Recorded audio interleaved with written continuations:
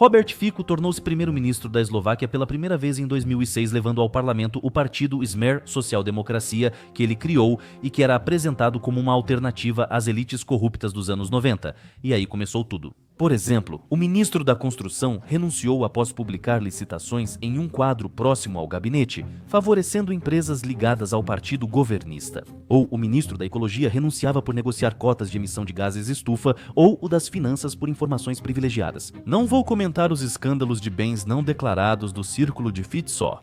Robert também se envolveu. Em 2010, vazou um áudio em que Fico admite ter recebido 75 milhões de coroas eslovacas de patrocinadores ocultos para a campanha eleitoral. Em 2010, o Sr. Fico renunciou após o colapso da coalizão. Vários parlamentares não queriam se comprometer com o partido no poder. Mas 2 anos depois, ele volta ao cargo de primeiro-ministro, apesar de nesse período ter estourado outro grande escândalo chamado Gorila. Os serviços secretos eslovacos divulgaram um áudio em que o oligarca Jaroslav Gaszak discutia com o chefe do Fundo de Propriedade do Estado e o ministro das Finanças sobre privatização com propinas. Redes elétricas, termoelétricas, aeroportos e outros. E nas gravações também havia a voz do Sr. Fico. Mantendo o poder, Robert Fico abafa o caso e retorna como primeiro-ministro em 2016, mas não por muito tempo. 2 anos depois, na Eslováquia, o jornalista Jan Kuciak, chamado de prostituta imunda por Fico, é assassinado. Em seu último artigo, Kuciak investigava as ligações de altos funcionários com a máfia italiana. Fico já não suportou e, em 2018, renunciou pela segunda vez. Após sua saída, a polícia apresentou oficialmente acusações contra ele e seu antigo aliado, o ex-ministro do Interior Robert Kaliniak, por organizar um grupo criminoso dentro do governo. Segundo a investigação, eles montaram uma rede para influenciar ilegalmente contratos públicos e obter material contra os oponentes. Kaliniak foi preso. No entanto, Robert Fico, como deputado em exercício, tinha imunidade e, em 2023, como você sabe, voltou a ser o primeiro-ministro da Eslováquia. Robert Fico confirmou ter se encontrado com Jaroslav Haščák, chefe da Penta, mas não disse se foi no apartamento da rua Vazová. Ele também se recusou a responder sobre partes da gravação que indicam, por exemplo, que Fedor Flachek teria recebido 250 milhões de coroas. E não está claro se eles vieram da Penta, com a qual, de acordo com os materiais do caso, ou a gravação Gorila, ele estava em contato. Não descarto ter conversado com o Sr. Gaszak em algum momento. Por que faria isso? É uma pessoa que garante emprego para 30 mil pessoas. Tenho certeza de que a corrupção do Fico não te surpreendeu tanto quanto eu ter contado para você. Entendo, pode parecer desnecessário, mas não te contei isso à toa. Aqui é interessante entender o seguinte: por que os eslovacos que conhecem o Roberto Fico há mais de 20 anos, sabem do enorme rastro de corrupção que ele carrega, sabem de suas ligações criminosas, continuam votando nele? E é justamente esse, em parte, o tema do nosso vídeo. Em 2023, a NMS Research realizou uma pesquisa entre os eleitores na Eslováquia. A principal pergunta: por que motivo eles votam em determinado partido? E a maioria, 59%, respondeu que o mais importante para eles são os valores que o partido promove ou defende. Para os eslovacos, os valores defendidos pelo político importam mais que sua honestidade ou mudanças positivas. E, na verdade, a mesma situação é observada na maioria dos países europeus. Usei a Eslováquia e Robert Fico como exemplo para ilustrar. Só para demonstrar que o eleitorado está polarizado na maioria dos países do mundo livre, polarizado com base ideológica. A mesma situação ocorre na Tchequia, Hungria, França, Reino Unido, Polônia, Alemanha, Estados Unidos e assim por diante. Mas o mais perigoso é que o Kremlin se aproveitou disso. Esquerda, esquerda, esquerda, esquerda, esquerda, esquerda, esquerda, esquerda, esquerda, esquerda, esquerda. Como já começamos com a Eslováquia, vamos seguir com ela. Esta é a ala de combate da organização Slovenský branci, ou Recrutas Eslovacos. O líder deles é Peter Švrček. Peter recebeu treinamento na Rússia. Ele treinou por 3 semanas com instrutores que eram ex-forças especiais. Ele é próximo dos lobos da noite, motoqueiros russos que atuam como elo do Kremlin com grupos de direita na Europa. Um dos membros da liderança dos recrutas eslovacos era Martin Sojka Kepta, que participou de combates em Donbass ao lado dos militantes. Em entrevistas a propagandistas russos, Sojka explicou por que decidiu lutar por grupos terroristas. Não gosto dos valores promovidos e aplicados pela União Europeia, como lésbicas, gays, bissexuais e transgêneros e o humanismo excessivo. Simplesmente a União Europeia, ao meu ver, está eliminando os povos ao criar cidadãos do mundo. Ou você adota uma posição ou a outra. Encontrei uma forma de lutar contra o que não concordo. Defendo interesses alinhados às minhas convicções. É claro que uma pessoa pode agir por vários motivos. Como sabemos, lutar ao lado dos militantes pró-Rússia é chance não só de enfrentar canalhas como você, mas também de saquear, estuprar e matar civis. Publicamente, pessoas como Kepta defendem sua posição como luta pelos chamados valores conservadores. E é exatamente esse enquadramento ideológico que Putin, sem a menor dúvida, explora de forma magistral. Afinal, havia pelo menos 30 mercenários eslovacos que lutaram ao lado das chamadas L República Popular de Donetsk. Isso é apenas o número daqueles que conseguiram identificar. Mário, conta pra gente desde que ano você está lutando aqui. Neste vídeo, gravado no verão de 2018, perto de Donetsk, está o eslovaco Mário Heitman. Eu estava em Luganda. Desde junho de 2014 estou aqui por Donetsk. Já luta há 5 anos, sim. Sim, aqui Mário Heitman escreve palavras de apoio à nova geração da Organização dos Recrutas Eslovacos. Apoio vindo de Donbass. Ou seja, quero que vocês entendam que os militantes mencionados acima não são apenas um ativo de combate para a Rússia, mas também futuros instrutores para seus próprios caras em casa. Eles realmente compartilham sua experiência. E não pensem que a Organização Recrutas Eslovacos só anda com bandeirinhas. Não, este é um vídeo do treinamento de combate dos radicais postado no canal oficial deles.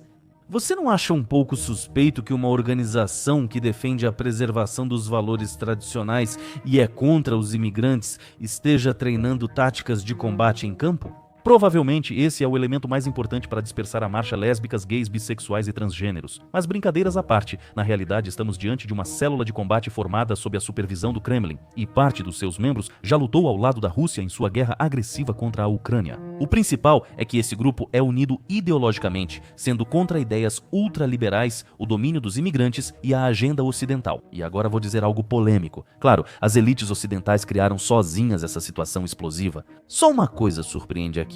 Por que diabos a Rússia de Putin se aproveitou da situação e apareceu como defensora dos valores tradicionais? Afinal, em Mariupol, o escândalo migratório está ganhando força. A discussão já chegou às transmissões dos canais federais. Figuras públicas russas não hesitam em expressar opiniões. Todos repetem, migrantes estão chegando em massa, em toda parte, em cada esquina. Muitos migrantes.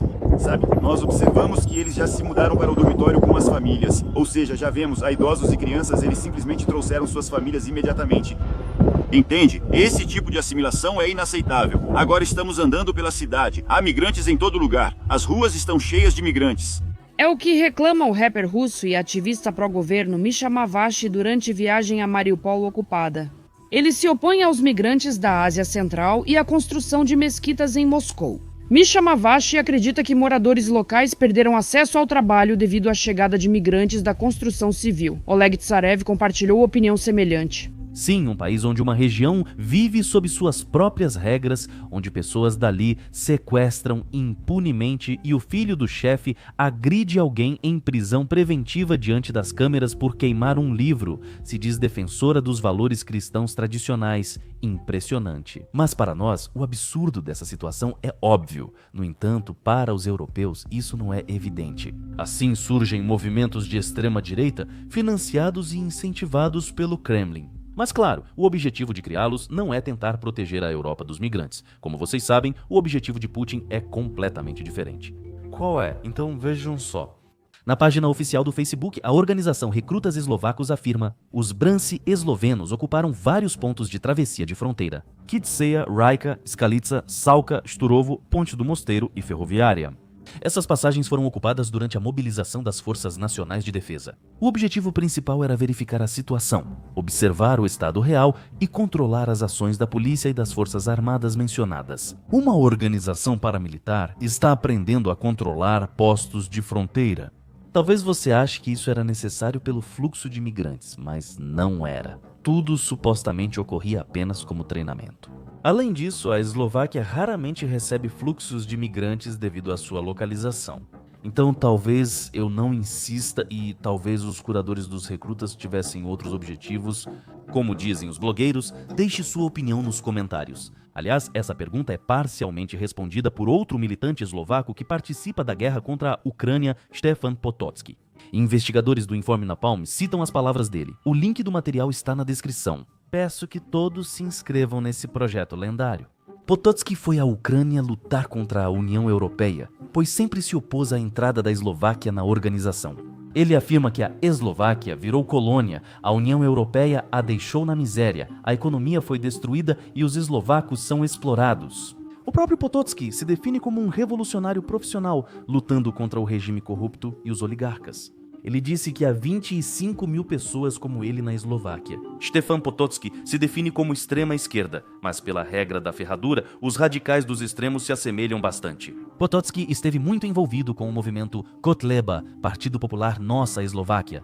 Já mencionei isso antes. É isso.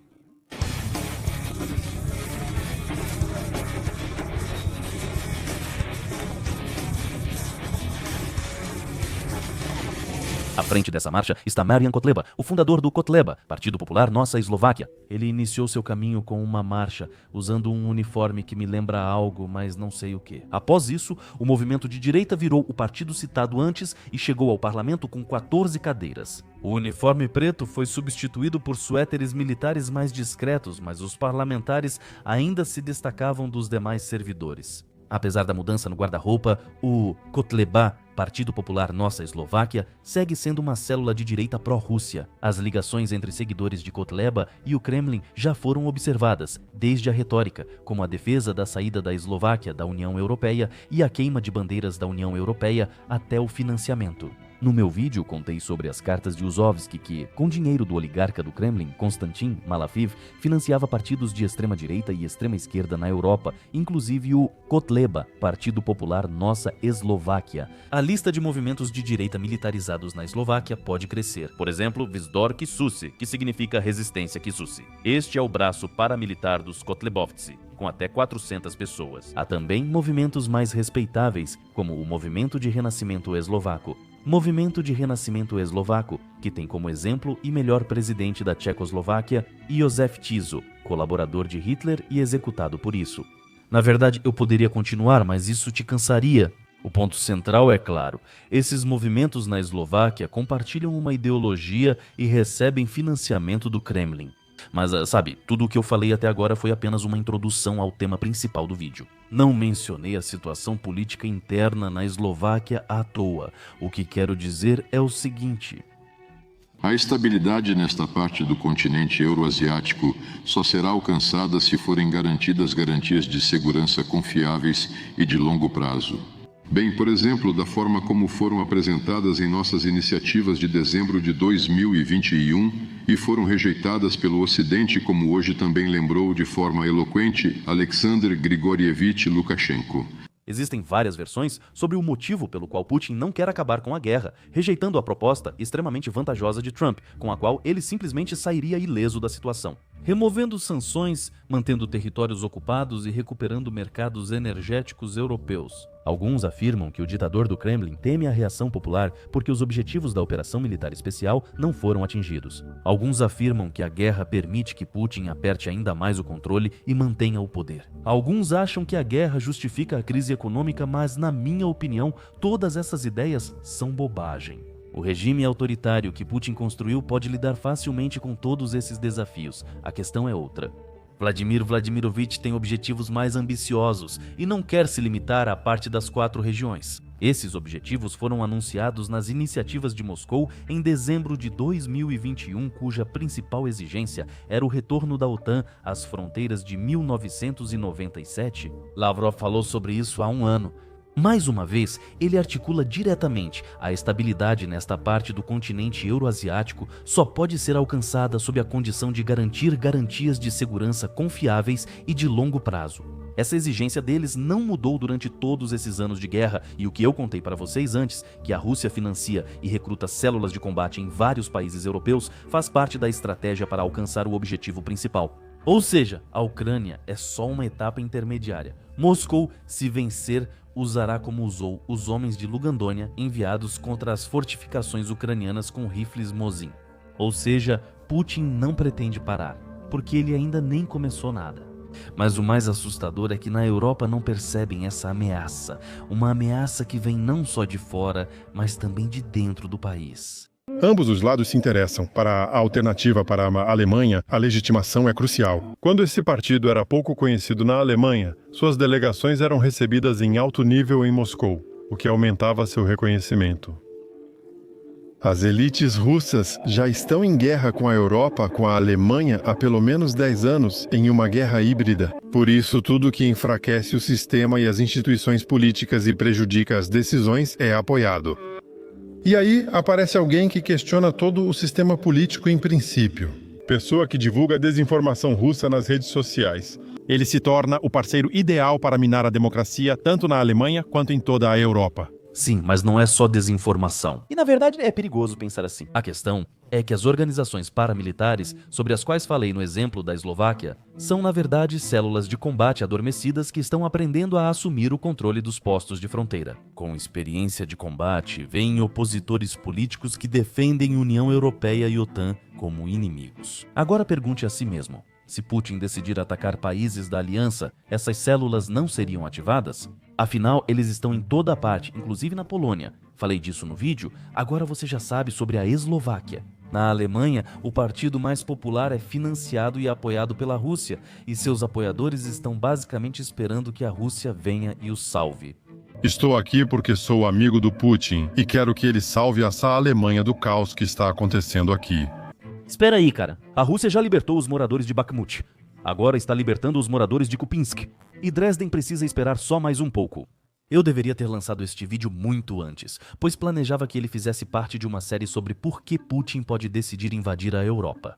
No vídeo anterior, falamos-lhe sobre o aspecto técnico. Hoje abordamos o aspecto ideológico. E isso é importante porque a manipulação ideológica funciona muito melhor do que o dinheiro. Conservadores europeus enxergam a Rússia como defensora dos valores tradicionais graças à propaganda eficaz do Kremlin. E minha tarefa é simplesmente alertar aqueles que agora vivem na pacífica Europa de que não se. Mas quando o soldado russo pisar no território do velho continente, ele deve entender que esse soldado será apoiado por células armadas preparadas e políticos comprados.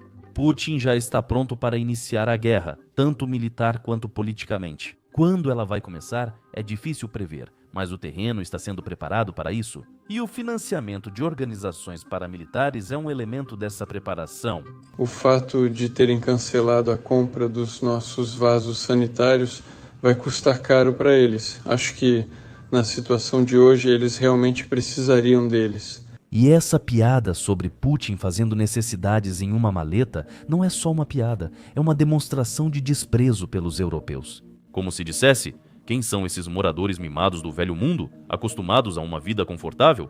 Eles podem realmente enfrentar a Rússia feroz? E sabe, a própria Europa mereceu esse tipo de atitude. Já foi dito tantas vezes que o desejo de não escalar só aumenta o apetite do monstro. Mas tudo bem, vamos falar de escalada. A Europa não consegue se consolidar politicamente. Dentro da União Europeia, há políticos abertamente pró-Rússia que trabalham pelos interesses do Kremlin, e Bruxelas não consegue fazer nada com eles, limitando-se a algumas medidas paliativas. Robert Fico está sendo pressionado para não permitir que a Rosatom participe da construção da usina nuclear na Eslováquia. Tudo bem, pois sabemos como o Kremlin usa a dependência dos países em relação ao combustível nuclear. Mas não conseguem pressionar Fico a sancionar a Rosatom. Porque veja bem, a Eslováquia é dependente da Rússia por causa das outras usinas nucleares, embora a Ucrânia tenha transferido aquelas mesmas usinas soviéticas para combustível de reator americano. E talvez possa-se dizer que, de certa forma, isso parece uma política sábia do Sr. Robert Fico. Ele equilibra entre dois centros de poder, tentando evitar uma confrontação direta com a Rússia. Ele não condena, nem se distancia dos movimentos radicais. Afinal, todos aqueles de quem falei acima, de uma forma ou de outra, apoiam seu curso.